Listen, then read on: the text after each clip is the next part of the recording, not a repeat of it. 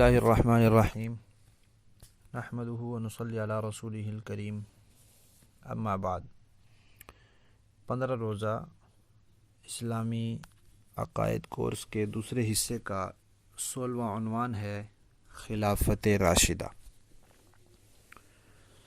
خلافت راشدہ ایک اصطلاح ہے۔ خلافت کا معنی ہوتا ہے جانشینی، نیابت، کسی کا جانشین بن جانا، کسی کے بعد اس کا قائم مقام ہو جانا، اور مسلمانوں کا جو بڑا بادشاہ ہوتا ہے، بڑا امیر جو ہوتا ہے، اس کو بھی خلیفہ کہتے ہیں۔ اور راشد کا لفظ جو ہے اس کا معنی ہوتا ہے نیک، ہدایت یافتہ، صحیح راستے پر چلنے والا، یعنی جو صحیح راستہ ہوتا ہے اس پر مضبوطی سے قائم رہنے والا۔ تو خلافت کا معنی ہوا مسلمانوں کا امیر یا جانشین اور نائب، اور راشد کا معنی ہوا نیک۔ تو خلافت راشدہ کا معنی ہوا نیک آدمیوں کی خلافت۔ تو یہ تو ہے اس کا لفظی معنی۔ تو اس لفظی معنی کے اعتبار سے دیکھیں تو جتنے بھی مسلمانوں کے نیک بادشاہ گزرے ہیں وہ سب خلیفہ ہوں گے اور سب راشد ہوں گے۔ جتنے بھی مسلمانوں کے نیک بادشاہ گزرے ہیں، 7 تو صحابہ کرام ہیں، اور ان کے بعد حضرت عمر بن عبدالعزیز بھی ہیں، اور ان کے بعد اور بھی مسلمانوں کے نیک بادشاہ گزرے ہیں۔ تو وہ لفظ خلیفہ بھی ان پر سچا آ جائے اور لفظ راشد بھی ان پر سچا آ جائے تو ان کو خلیفہ راشد کہہ سکتے ہیں۔ لیکن اب یہ خلیفہ راشد اور خلافت راشدہ کا لفظ اپنے لفظی اور لغوی معنی سے نکل کر ایک اصطلاح بن گئی ہے۔ جیسے عربی میں ہم کہتے ہیں صلاۃ، نماز کو کہتے ہیں نا۔ اب صلاۃ کے لفظی معنی تو بہت سارے ہیں، اس کا معنی دعا بھی ہے، لیکن شریعت کے اندر اب صلاۃ کا لفظ کا ایک خاص معنی ہے۔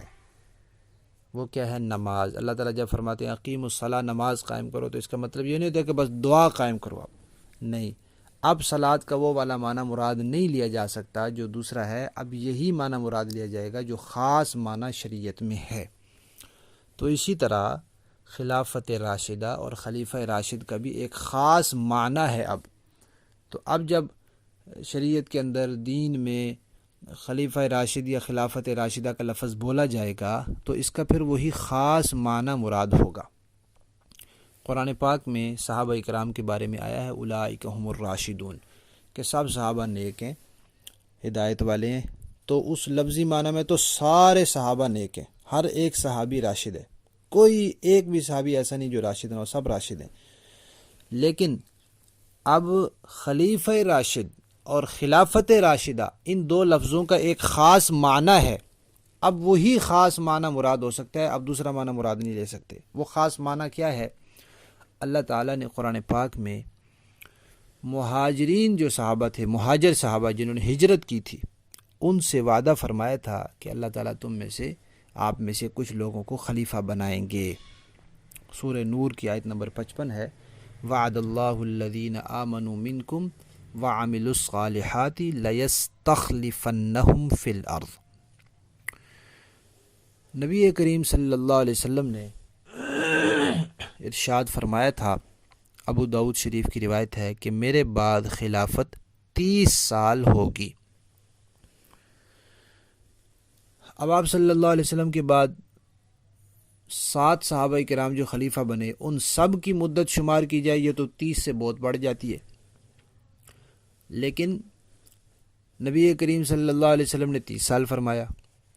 اب اس پر جب غور کیا گیا تو معلوم ہوا کہ نبی کریم صلی اللہ علیہ وسلم نے جو 30 سال خلافت کی مدت بیان فرمائی تھی وہ والی خلافت ہے جس کا اللہ تعالیٰ نے مہاجر صحابہ سے وعدہ کیا۔ مہاجر صحابہ میں سے 4 حضرات کو اللہ تعالیٰ نے خلافت دی ہے، اور ان کی مدت تقریباً 30 سال بنتی ہے۔ تو اب ان دونوں باتوں کو آپس میں جوڑ لیا کہ قرآن پاک میں اللہ تعالیٰ نے مہاجر صحابہ سے وعدہ کیا اور نبی کریم صلی اللہ علیہ وسلم نے اس کی مدت کو 30 سال قرار دیا۔ پھر آپ صلی اللہ علیہ وسلم نے فرمایا علیکم بسنتی و سنت الخلفاء الراشدین المہدیین، تم پر جیسے میری سنت لازم ہے ایسے میرے خلفاء راشدین کی سنت بھی لازم ہے۔ تو یہاں سے خلیفہ راشد کا لفظ اس خلافت کے لیے لے لیا گیا کہ جس خلافت کا وعدہ اللہ تعالیٰ نے قرآن پاک میں مہاجر صحابہ سے کیا ہے، اور جس کی مدت نبی کریم صلی اللہ علیہ وسلم نے 30 سال بیان فرمائی ہے، اور جن کی سنت کو اپنی سنت کی طرح لازم قرار دیا ہے، اس خلافت کو خلافت راشدہ کہتے ہیں، اور جو اس کے حقدار ہیں ان کو خلیفہ راشد کہتے ہیں۔ تو یہ 4 حضرات ہیں، حضرت ابوبکر صدیق رضی اللہ تعالیٰ عنہ، حضرت عمر فاروق رضی اللہ تعالیٰ عنہ، حضرت عثمان غنی رضی اللہ تعالیٰ عنہ، اور حضرت علی مرتضیٰ رضی اللہ تعالیٰ عنہ۔ ان کو خلفائے راشدین بھی کہتے ہیں، ان کو خلفائے اربعہ بھی کہتے ہیں، اور ان کو 4 یار بھی کہتے ہیں۔ اب اس کے بارے میں ہمارا یہ عقیدہ ہے کہ اللہ تبارک و تعالیٰ نے قرآن پاک میں مہاجر صحابہ سے اس خلافت کا وعدہ فرمایا تھا، اس وعدے والی خلافت کو خلافت راشدہ کہتے ہیں۔ آپ صلی اللہ علیہ وسلم نے اس کی مدت 30 سال بیان کی ہے، اور یہ 30 سال تقریباً 30 سال بن جاتے ہیں، ان 4 حضرات پر پورے ہو جاتے ہیں، اور ان کی سنت نبی کریم صلی اللہ علیہ وسلم کی سنت کی طرح لازم ہے۔ اب ایک نعرہ آپ حضرات نے سنا ہوگا، خلافت راشدہ حق 4 یار۔ یہاں سے ایک سوال یہ ذہن میں پیدا ہوتا ہے کہ 4 یار کو حق کیوں کہا جا رہا ہے؟ باقی صحابہ بھی تو حق ہیں۔ بالکل، باقی صحابہ بھی صرف حق نہیں، معیار حق ہیں، سب صحابہ معیار حق ہیں، لیکن یہ جو حق 4 یار کہا جاتا ہے یہ خلافت راشدہ کے جواب میں ہے۔ جب کوئی خلافت راشدہ کہتا ہے تو گویا وہ سوال کر رہا ہوتا ہے کہ قرآن پاک میں مہاجر صحابہ سے جس خلافت کا وعدہ کیا گیا، حضور صلی اللہ علیہ وسلم نے جس کی مدت 30 سال بیان فرمائی، اور جن کو حضور نے خلیفہ راشد کہا اور ان کی سنت کو اپنی سنت کی طرح لازم قرار دیا، یہ والی خلافت کتنے لوگوں کا حق ہے؟ تو جواب میں کہا جاتا ہے یہ 4 لوگوں کا حق ہے۔ اس لیے کہا جاتا ہے خلافت راشدہ حق 4 یار۔ تو خلافت راشدہ حق 4 یار کسی کی تنظیم کا نعرہ نہیں ہے، یعنی کہ یہ ہمارا عقیدہ ہے، یہ عقیدے کا اظہار ہے، اور یہ اہل سنت والجماعت کا اتفاقی عقیدہ ہے۔